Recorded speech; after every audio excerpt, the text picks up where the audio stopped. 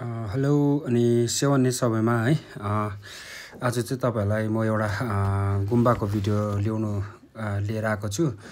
र गुम्बाको भिडियो चाहिँ कहाँनिर भन्दा चाहिँ यो चाहिँ कालिम्पोङमा हो है म चाहिँ अस्ति क्लाइन्टसँग टुरमा थिएर चाहिँ तपाईहरुलाई पनि यसो देखाउँ भनेर चाहिँ मैले यो भिडियो बनाएको र हुनु त यो भिडियो मैले पहिल्यै नै बनाएको थिएँ तर त्यतिबेला चाहिँ अलिक लामो टुर गरेको भिडियो बनाएको थिएँ है अन्त त्यो भएर चाहिँ आज एउटा सर्ट भिडियो बनाएको है यो भिडियो चाहिँ कुन चाहिँ भिडियो भन्दाखेरि चाहिँ यो चाहिँ तपाईहरुको कालिम्पोङको थार्पा छोलिङ मोनास्ट्री है थार्पा छोलिङ मोनास्ट्री जसमा चाहिँ तपाईहरुको टिबेटन स्कुलबाट चाहिँ येल्लो ह्याट सेक्ट अनि गेलुक स्कुल पनि भनिन्छ है र फलोड बाइ चाहिँ हिज होलिनेस दलाई लामा अनि सङ्खोपा त्यही भएर चाहिँ यो येल्लो ह्याट सेक्ट भएको र यो भित्र देख्नु भएको चाहिँ तपाईको तीनटा उयो छ स्ट्याचु छ तीनटा स्ट्याचु चाहिँ तपाईको पास बुद्ध जसमा चाहिँ तपाईको पास कैशप बुद्ध भनिन्छ है र प्रेजेन्ट बुद्ध तपाईको शाक्यमुनि बुद्ध भइहाल्यो अनि फ्युचर बुद्ध चाहिँ मैत्र बुद्ध जसमा चाहिँ हाम्रो यो घुम मोनास्ट्रीमा पनि छ नि है मैत्र बुद्ध अस्ति मैले घुम मोनास्ट्रीको पनि भिडियो बनाएको थिएँ त्यही यो गुम्बा र त्यहाँको गुम्बा चाहिँ सेम स्कुल हो मैत्र गेलुक स्कुल है येल्लो ह्याट सेक्ट अनि यो गुम्बा चाहिँ कहिले बन्नेको रहेछ भन्दा चाहिँ यो फर्स्टमा चाहिँ कसले बनाउनु भएको रहेछ भन्दा चाहिँ दोमो खेसी रिम्पोचेले चाहिँ यो गुम्बा बनाउनु भएको रहेछ र उहाँ चाहिँ टिबेटबाट लगभग 1906 मा चाहिँ इन्डिया आउनु भएको थिएछ र इन्डिया चाहिँ उहाँ चाहिँ किन आएको थिएछ भन्दा त्यतिबेला चाहिँ उहाँले चाहिँ मेडिकल प्लान्ट्सहरु क्या कलेक्ट गर्दै आउनु भएको थिएछ हैन इन्डिया नेपाल अन्त भुटानहरुतिर चाहिँ अब उहाँले अब यसरी प्लान्टहरु कलेक्ट गर्दै आएको रहेछ र बादमा गएर चाहिँ यो तपाईहरुको 1912 मा चाहिँ यो गुम्बा बनेको रहेछ है र अन्त मैले अलिकति अब यसो सोधी खोजी गर्दाखेरि चाहिँ थार्पा छोलिङ भनेको मिनिङ चाहिँ के रहेछ भन्दा चाहिँ of a place of a liberation भन्दै रहेछ है or a body of liberation through dharma भनेर चाहिँ भनिँदै रहेछ यो चाहिँ त्यतिबेला बन्नेको हो यो चाहिँ के भन्छ यो गुम्बा चाहिँ त्यतिबेला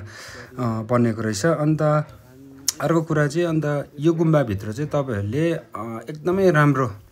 म्युजियम पनि भिजिट गर्न सक्नुहुन्छ है म्युजियममा चाहिँ तपाईले एकदमै टिबेटन स्क्रिप्टहरु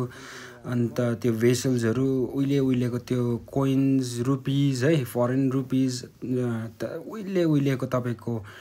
थाङ्काहरु है एकदमै अब पुरानो थाङ्काहरु यो चाहिँ तपाईहरुको म्युजियम हो अब हामी म्युजियम जान्दैछौं है यो म्युजियम भित्र हेर्नुस् अन्त अर्को कुरा चाहिँ सायद जब चाहिँ पहिला चाहिँ रिम्पोचेले बनाउनु हुँदाखेरि यहाँनिर अब त्यो मेडिसिनल प्लान्टहरु उयो गर्थे नि सायद अहिले पनि गर्छ होला जस्तो लाग्यो मलाई किनभने यहाँनिर त्यो अर्किडको त्यो उयोहरु पुरा सुकाइराख्थ्यो नि त अन्त मैले सोध्दाखेरि चाहिँ दबाईको लागि भनेर भन्दै थियो अन्त यही हो तपाईहरुको भित्र चाहिँ यहाँ मोनास्ट्री भित्र चाहिँ यो म्युजियम छ क्या डल्लै तपाईको उहिलेको अब टिबेटन त्यो अब के छ नि अब लुगा फाटा है सबै त्यो पैसा स्ट्याचुज केहरु अब मजाले त्यो तपाईहरु कुनै दिन अब गइहाल्नु भएछ भने चाहिँ यु मस्ट भिजिट दिस है अन्त अर्को कुरा चाहिँ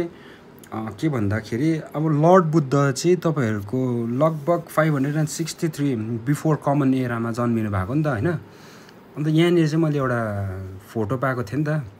यो गुम्बामा अन्त खासमा चाहिँ यो यहाँ के भन्छ यो म्युजियम भित्र चाहिँ भिडियो नगर्नु भनेर लेखिरहेको थियो तर मैले चाहिँ मङ्क त्यहाँनिर लामा हुनुहुन्थेन लामालाई सोधेँ नि त अन्त यहाँ त लेखिरहेको छ भिडियो गर्दा केही हुँदैन भन्दाखेरि चाहिँ हुन्छ केही हुँदैन गर्नुस् न भने हैन अनि त्यही भएर चाहिँ मैले यो भिडियो गरेको अन्त यहाँनिर चाहिँ मैले एउटा फोटो पाएको थिएँ के अन्त फोटो पनि खिचेको छु म फोटो हाल्छु है अन्त लर्ड गौतम बुद्धको चाहिँ फोटो भनेर हालेको थिएँ के तर अब त्यति बेलाको टाइममा त फोटो त कसरी खिच्यो होला भन्ने चाहिँ मलाई अलिकति नि यो फोटो त्यति बेला त्यहाँनिर रहेछ कि अन्त अब कुनै कस्तो लाग्यो क्या अब हुनु चाहिँ फोटो पनि दामी हेर्नुस् न यस्तो छ हो यस्तो फोटो छ कि तर अब यो चाहिँ खै अब स्ट्याचु हो कि रियल मान्छे त सायद हैन होला अन्त अचम्म लाग्यो अब है अब तपाईहरुको ओपिनियन सुन्दिम न यसमा चाहिँ है र